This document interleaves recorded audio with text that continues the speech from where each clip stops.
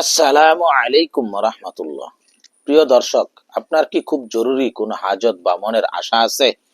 এমন কোনো দোয়া যা আপনি দীর্ঘদিন ধরে আল্লাহর দরবারে চাচ্ছেন কিন্তু কবুল হচ্ছে না? তাহলে আজকের ভিডিওটি সম্পূর্ণ আপনার জন্য।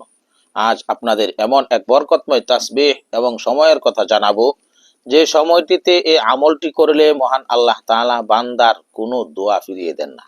বিশেষ করে জুমার দিন আসরের পর এই আমলটি করলে আল্লাহ তাআলা আপনার মনের সকল চাওয়া পাওয়া পূরণ করবেন ইনশাআল্লাহ। ইসলামে এমন কিছু বিশেষ দিন এবং বিশেষ মুহূর্ত রয়েছে যে সময়গুলোতে আল্লাহ তাআলা তার বান্দাদের দোয়া সরাসরি কবুল করেন। সপ্তাহের সবচেয়ে সেরা দিন হলো জুমার দিন।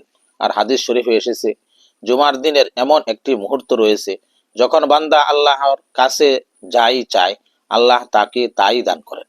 উলামায়ে কেরামের মতে জুমার দিনের কাঙ্ক্ষিত এবং মহামূল্যবান সময়টি হলো শুক্রবার আসরের সালাত আদায়ের পর থেকে মাগরিবের আগ পর্যন্ত সময়। তবে সপ্তাহের অন্যান্য দিনগুলোতেও আসরের পরের সময়টি দোয়া কবুলের জন্য অত্যন্ত বরকতময়। আসুন এবার জেনে নেওয়া যাক সেই বিশেষ তাসবিহ এবং আমলটি করার সঠিক নিয়ম। আসরের নামাজ শেষ করে নিজের জায়গায় বসে আপনি এই আমলটি করবেন। প্রথমে 3 বার বা 7 বার রাসূলুল্লাহ সাল্লাল্লাহু আলাইহি ওয়াসাল্লামের প্রতি মুহাব্বতের সাথে দুরূদ শরীফ পড়ে নিন। সবচেয়ে উত্তম হয় যদি দুরূদ ইব্রাহিম নামাজের দুরূদ পড়েন।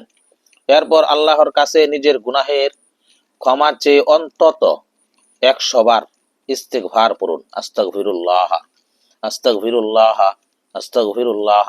অথবা পড়তে পারেন আস্তাগফিরুল্লাহ রাব্বি মিন কুল্লি যামবি ওয়া আতুবু ইলাইহি, আস্তাগফিরুল্লাহ রাব্বি মিন কুল্লি যামবি ওয়া আতুবু ইলাইহি, আস্তাগফিরুল্লাহ রাব্বি মিন কুল্লি যামবি ওয়া আতুবু ইলাইহি। এবার আল্লাহর অত্যন্ত প্রিয় ফজিলতপূর্ণ এই তাসবিহটি 100 বার পাঠ করুন। সুবহানাল্লাহি ওয়া বিহামদিহি, সুবহানাল্লাহিল আযীম, সুবহানাল্লাহি ওয়া বিহামদিহি, সুবহানাল্লাহিল আযীম, সুবহানাল্লাহি ওয়া বিহামদিহি, সুবহানাল্লাহিল আযীম। অর্থ: আল্লাহ পবিত্র এবং সমস্ত প্রশংসা তারই। মহান আল্লাহ অতি পবিত্র। তাসবিহগুলো পাঠ করে শেষ হলে আবারও শেষে 3 বার দুরূদ শরীফ পড়ে নিন। এরপর অত্যন্ত বিনয়, একগ্রতা এবং চোখের পানি ফেলে আল্লাহর দরবারে হাত তুলুন। নিজের রিজিক, সুস্বাস্থ্য, নেক সন্তান, চাকরি কিংবা যে কোনো কঠিন সমস্যা থেকে মুক্তির জন্য আল্লাহর কাছে মন খুলে চান।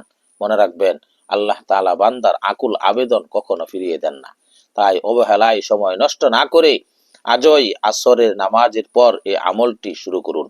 আল্লাহ তাআলা আমাদের সবাইকে এই বরকতময় সময়ে সহি নিয়তে আমল করার এবং মনের সকল নেক মাকসুদ পূরণ করার তৌফিক দান করুন।